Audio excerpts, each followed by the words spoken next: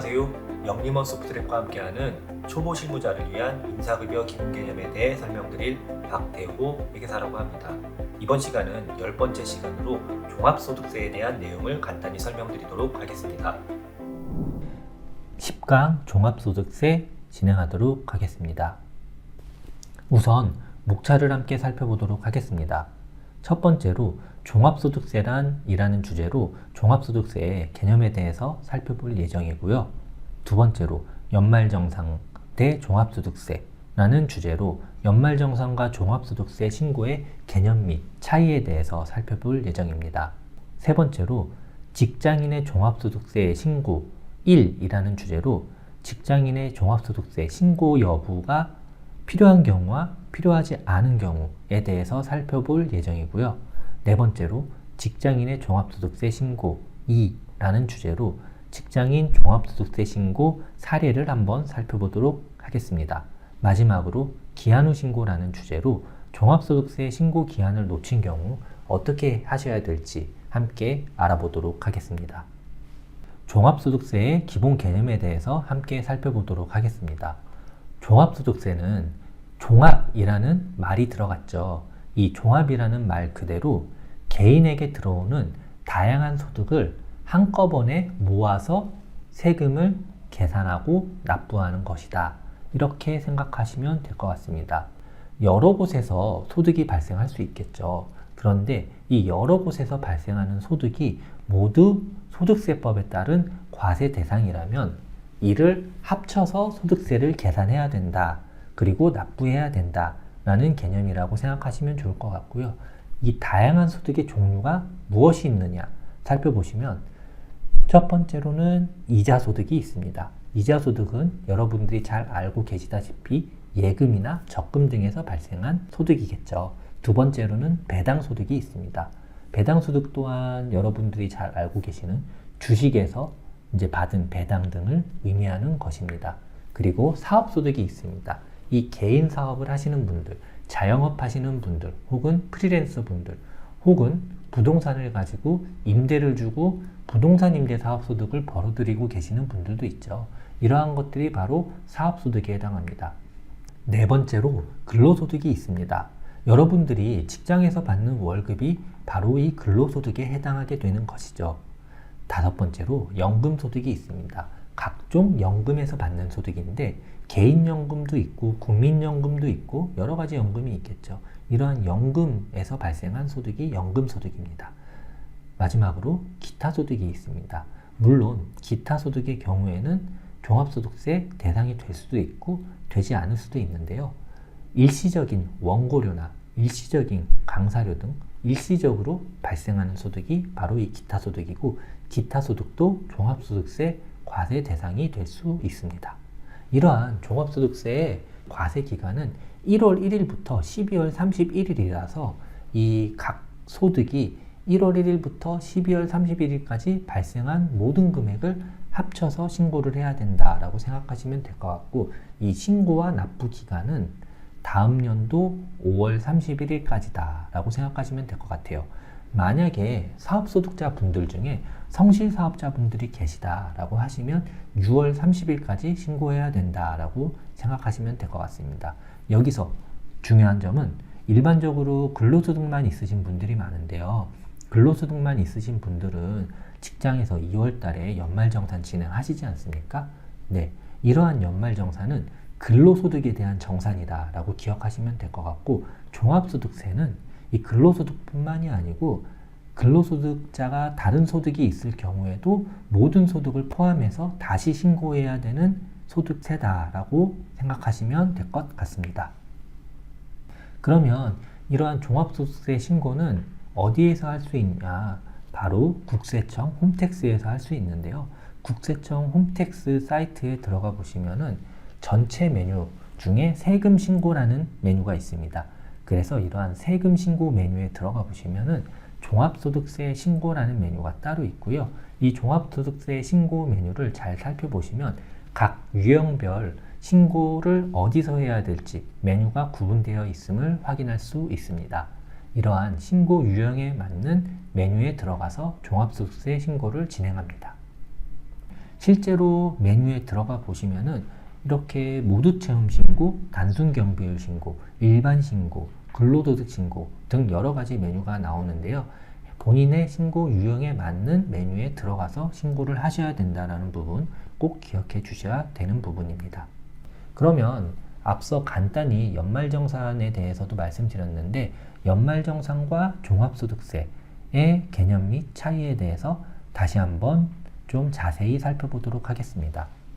우선 연말정산에 대해서 먼저 살펴보도록 하겠습니다. 이 연말정산의 대상은 근로소득입니다.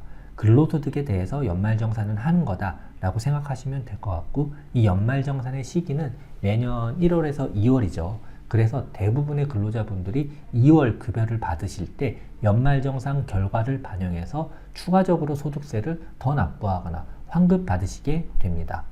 이 연말정산을 하는 곳은 바로 원천징수 의무자, 즉 회사입니다.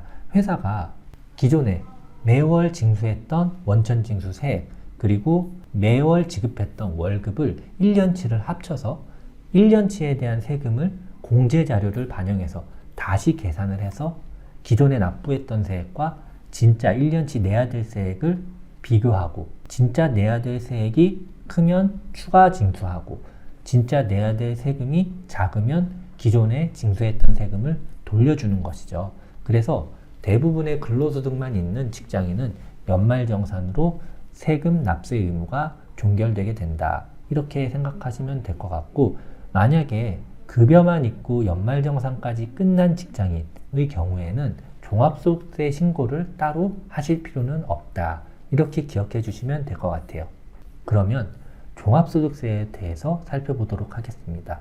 이 종합소득세는 앞서 설명드린 대로 다양한 종합소득에 대해서 한꺼번에 합쳐서 세금을 계산하는 거라고 말씀드렸죠. 그래서 이거는 직장에서 해줄 수는 없고 개인이 직접 진행해야 되는 세금이다 라고 기억하시면 좋을 것 같고, 직장인이 급여 외에 다른 소득이 있다 라고 하시면은 이를 합쳐서 다음해 5월까지 종합소득세 신고를 직접 홈택스나 손택스 또는 세무대리인에 의뢰를 해서 신고를 해야 된다라고 보시면 될 것 같아요. 그리고 이 종합소득세 신고로 인해서 모든 소득을 합산해서 최종 세액을 납부하는 것이다 라고 보시면 될 것 같고, 기존의 직장에서 납부한 세액 등이 있다라고 하면은 해당 세금은 이미 납부한 기납부세액에 반영을 해서 계산을 하게 된다, 이렇게 보시면 될 것 같습니다. 만약에 급여 외에 일정 금액 이상 다른 소득이 있는 직장인이다 라고 하면은 5월에 종합소득세 신고 대상이 될 수 있다는 점 기억해 두셔야 됩니다. 그러면 나는 근로소득 이외에 다른 소득이 있는데 나도 종합소득세 신고를 해야 될까? 안 해도 될까? 궁금해 하시는 분들이 있으실 수 있을 것 같아요. 그래서 직장인이 종합소득세 신고를 안 해도 되는 대표적인 면제 케이스를 한번 살펴보도록 하겠습니다. 우선 첫 번째로 근로소득만 있는 경우는 앞서 말씀드린 대로 연말정산으로 납세 의무가 종결되기 때문에 종합소득세 신고는 하지 않으셔도 되겠죠. 그런데 다른 소득이 있는 경우, 예를 들어서 금융소득이 있다, 혹은 기타 소득이 있다, 혹은 주택임대소득이 있다, 이런 경우에 내가 종합소득세 신고를 해야 되나? 궁금해 하실 수 있을 것 같아요. 그런데 분리과세 소득만 있는 경우가 있습니다. 분리과세 소득이 뭐냐면 해당 소득에 대한 원천징수로 납세 의무가 종결되는 소득들입니다. 이 분리과세 대상 소득이 어떤 것들인지 함께 살펴보면요. 연 2천만 원 이하의 금융소득, 그리고 일용근로소득, 그리고 필요경비를 뺀 금액이 300만 원 이하인 기타소득, 그리고 1,200만 원 이하 사적연금소득, 2천만 원 이하 주택임대소득, 이런 소득들이 있을 경우에는 근로소득 이외의 소득이 있는 것이지만 분리과세로 납세 의무가 종결되는 소득들이기 때문에 별도로 합쳐서 종합소득세 신고를 안 해도 된다, 이렇게 기억하시면 될 것 같고, 혹은 보험 모집인이나 방문 판매원 등 같은 경우에는 사업소득이 발생할 텐데요. 이러한 특정 사업소득의 경우에는 소속 회사에서 사업소득에 대한 연말정산을 별도로 진행하는 경우가 있습니다. 그래서 이 연말정산 대상 사업소득이 있는 경우에는 별도로 종합소득세 신고를 하지 않으셔도 괜찮다. 이렇게 기억하시면 될 것 같아요. 그래서 포인트로는 직장에서 받는 급여만 있다. 그러면 종합소득세 신고 의무는 없다라고 기억하시면 될 것 같고, 다른 소득이 있기는 한데 분리과세로 끝나는 소득이다. 그러면 이 역시 종합소득세 신고 의무가 없는 경우다. 이렇게 기억하시면 좋을 것 같습니다. 그러면 직장인이 종합소득세 신고를 반드시 해야 되는 경우 한번 살펴보도록 하겠습니다. 이 경우는 연말정산을 했다 하더라도 종합소득세 신고를 해야 되는 케이스다라고 보시면 될 것 같은데요. 첫 번째로 부업이나 프리랜서 활동 등에 의해서 사업소득이 있으신 경우, 앞서 말씀드린 대로 분리과세 대상이 아닌 주택임대소득이 있다거나, 아니면 주택이 아닌 부동산 임대소득이 있다거나, 아니면 다른 부업을 한다 해서 소득이 발생하셨다거나, 이런 경우들은 종합소득세 신고를 해야 되는 경우가 됩니다. 그래서 직장에서 받은 월급이랑 합쳐서 종합소득세 신고를 다시 해야 된다라고 보시면 될 것 같고, 두 번째로 앞서 말씀드린 분리과세 소득들인데, 금융소득이 2천만 원을 초과하면은 종합소득 대상이 됩니다. 그리고 기타 소득이 300만 원을 초과했다면 이 또한 종합소득 대상이 됩니다. 그리고 연금소득이 일정 금액 이상을 초과하거나, 혹은 근로소득이 있는데 두 군데 이상의 직장에서 근로소득이 발생하는 경우가 있을 수도 있습니다.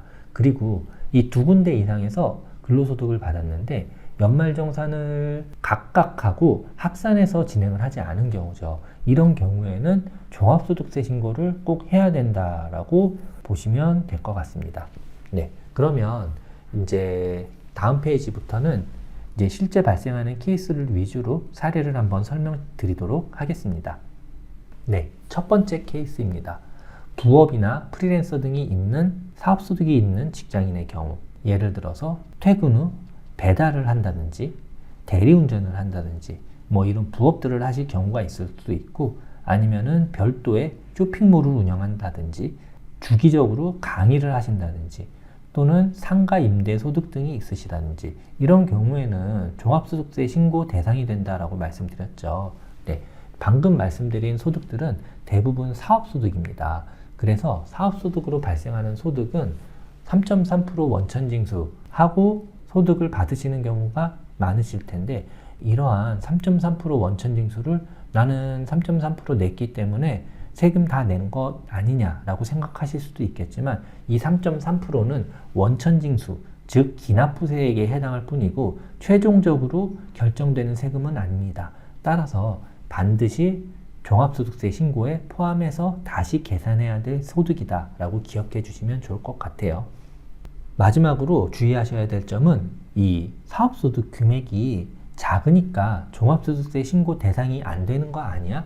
3.3% 이미 냈는데? 라고 생각하실 수도 있어요. 그렇지만 이러한 사업소득은 금액이 크던 작던 상관없이 종합소득세 합산해서 신고해야 될 대상이 되기 때문에 이 부분에 꼭 유의하시면 좋을 것 같습니다. 그럼 다음 사례로 금융소득이 많은 직장인에 대해서 살펴보도록 하겠습니다. 금융소득은 앞서 말씀드린 대로 금융상품에서 발생하는 이자나 주식 등에서 발생하는 배당이 모두 금융소득이라고 말씀드렸는데요. 일반적으로는 금융기관 또는 주식을 주는 기업에서 이자나 배당을 지급할 때 15.4%를 원천징수하고 지급합니다. 그래서 이 원천징수로 납세 의무가 종결되게 되는데요.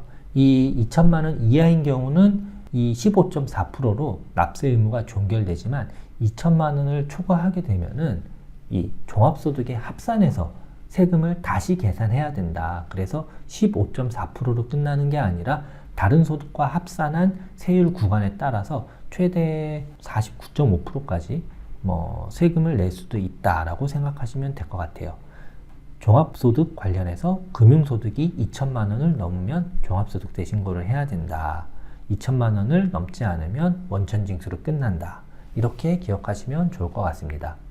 그러면 다음 케이스 살펴보도록 하겠습니다. 다음 케이스는 기타 소득이 있는 직장인인데, 기타 소득은 대표적으로 강사료 등이 있을 수 있겠죠. 이 기타 소득은 앞서 설명드린 사업소득과는 다르게 계속 반복적으로 발생하는 것이 아니라 일시적으로 발생하는 소득입니다. 그래서 굳이 종합소득세 신고에 합산해서 신고해야 될까라고 생각하시는 경우가 있습니다. 말 그대로 합산해서 신고하지 않아도 될 경우도 있는데요. 다만 300만 원 초과하는 기타 소득은 종합소득세 합산 대상이 됩니다. 그래서 기타 소득 금액을 많이 받았다라고 하면은 종합소득세 신고를 해야 되는지 판단을 해보셔야 될 필요가 있고요. 이 300만 원 초과가 종합소득세의 신고 기준이라고 말씀드렸는데 이 300만 원은 바로 기타소득 총액에서 필요경비를 차감한 금액입니다. 예를 들어서 내가 100만 원의 강사료를 받았다. 그러면은 이 100만 원에 대한 기타소득이 얼마냐? 강사료는 60% 필요경비가 적용되기 때문에 60%의 필요경비를 제외한 40만 원이 기타소득 금액이 됩니다. 그래서 40만 원이라면 종합소득세 합산 대상이 안 되겠죠. 이 300만 원을 초과하려면 수입이 750만 원이 넘어야 됩니다. 그래서 750만 원이 넘게 되면은 필요경비 60%를 제했을 때 300만 원을 초과하게 되죠. 그래서 이렇게 기타소득 금액이 많아질 경우에는 종합소득세 신고 대상이 될 수도 있다라는 부분 기억해 두셔야 되고, 아무래도 필요경비 공제 전 기준으로 기억을 해 두시면 조금 더 좋을 것 같고요. 750만 원, 필요경비 빼고는 300만 원 넘으면 종합소득세 신고해야 된다. 이렇게 기억해 주시면 좋을 것 같습니다. 네, 다음 케이스로는 연금소득이 있거나 2군데 이상 근로하는 직장인 같은 경우 한번 살펴보도록 하겠습니다. 우선 연금소득이 있는 경우에는 연금소득도 일정 금액까지는 분리과세가 가능합니다. 하지만 특정 금액을 초과하면은 합산과세 대상이 될 수도 있고요. 연금이 많은 분들은 연말에 은행이나 보험사에서 종합소득과 관련된 안내문을 보내주기도 하고, 국세청에서 연금소득에 대해서 종합소득세 신고를 하라는 안내문을 보내주기도 하니까 꼭 이 연금소득이 많으신 분들은 종합소득세 신고를 해야 되는지 판단할 필요가 있다라고 생각하시면 좋을 것 같고요. 2군데 이상 회사에서 근무하는 직장인 같은 경우에는 각각 회사에서 연말정산을 진행을 하겠지만 합산해서 연말정산을 하지 않는 경우가 있습니다. 이 경우에는 모든 소득을 합산해서 5월에 종합소득세 신고를 해야 된다. 이렇게 기억해 주시면 좋을 것 같아요. 물론 주 근무회사에서 종근무회사에 대한 급여를 포함해서 연말정산을 진행하기도 하는데요. 그렇지 않은 경우도 굉장히 많기 때문에 반드시 합산해서 연말정산이 진행이 됐는지 확인을 해 보셔야 될 필요가 있고, 그렇지 않다라고 하면은 꼭 종합소득세 신고를 해줘야 된다는 부분 기억해 주시면 좋을 것 같습니다. 네, 마지막으로 기한 후 신고에 대해서 살펴볼 텐데요. 기한 후 신고가 무엇이냐? 바로 신고 기한을 넘긴 경우 신고하는 것이 기한 후 신고다라고 생각하시면 될 것 같아요. 그래서 앞서 말씀드린 대로 종합소득세는 5월 말까지가 신고 기한이죠. 그런데 내가 깜빡하고 5월 말까지 신고를 못했다. 그렇지만 세무서에서 무신고이니까 신고하라라고 연락이 안 왔다. 그러면 그 사이에 자진해서 기한 후 신고를 할 수 있습니다. 이 기한 후 신고를 왜 해야 되냐? 세무서에서 신고하라고 통지할 때까지 기다렸다가 신고하면 되는 것이 아니냐라고 생각하실 수도 있는데, 신고를 계속하지 않고 국세청에서 직권으로 세금을 결정을 하면은 무신고 가산세나 납부지연 가산세가 많이 부과가 될 수 있습니다. 그리고 계속 의도적으로 신고를 하지 않게 되면은 가산세가 계속 늘어나겠죠. 그런데 이 기한 후 신고를 하게 되면은 가산세가 일부 감면받으실 수 있습니다. 물론 그 가산세를 납부하지 않아도 되는 것은 아니지만 빨리 기한 후 신고를 할수록 가산세가 감면이 되고요. 그리고 신고가 늦어진 기간 동안 발생하는 납부지연 가산세는 줄어들 수 있겠죠. 그래서 이 신고 기한을 넘겼다라고 하면은 꼭 기한 후 신고를 해야 된다라고 생각해 주시는 게 가장 좋을 것 같고요. 이 기한 후 신고는 언제까지 할 수 있는지 살펴보면요. 세무서에서 과세표준 세액 결정을 통지하기 전까지 기한 후 신고가 가능합니다. 그래서 세무서에서 연락 오기 전까지는 기한 후 신고를 할 수 있다. 이렇게 기억하시면 좋을 것 같고, 시간이 지날수록 가산세나 납부지연 가산세가 계속 늘어나기 때문에 기한 후 신고도 최대한 빨리 하는 것이 유리하다 라고 생각해 주시면 좋을 것 같습니다. 네, 다시 한번 기억해 주셔야 될 부분은 신고를 놓쳤다고 그냥 올해는 넘어가야지 이렇게 생각하시는 것이 아니라 늦더라도 기한 후 신고를 하셔야지 불이익을 최소화할 수 있다라고 기억해 주시면 좋을 것 같습니다. 네, 여기까지 종합소득세에 대해서 안내 마치겠습니다.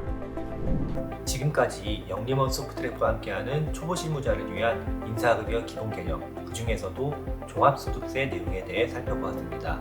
해당 내용이 여러분들의 업무에 많은 도움이 되시길 희망합니다.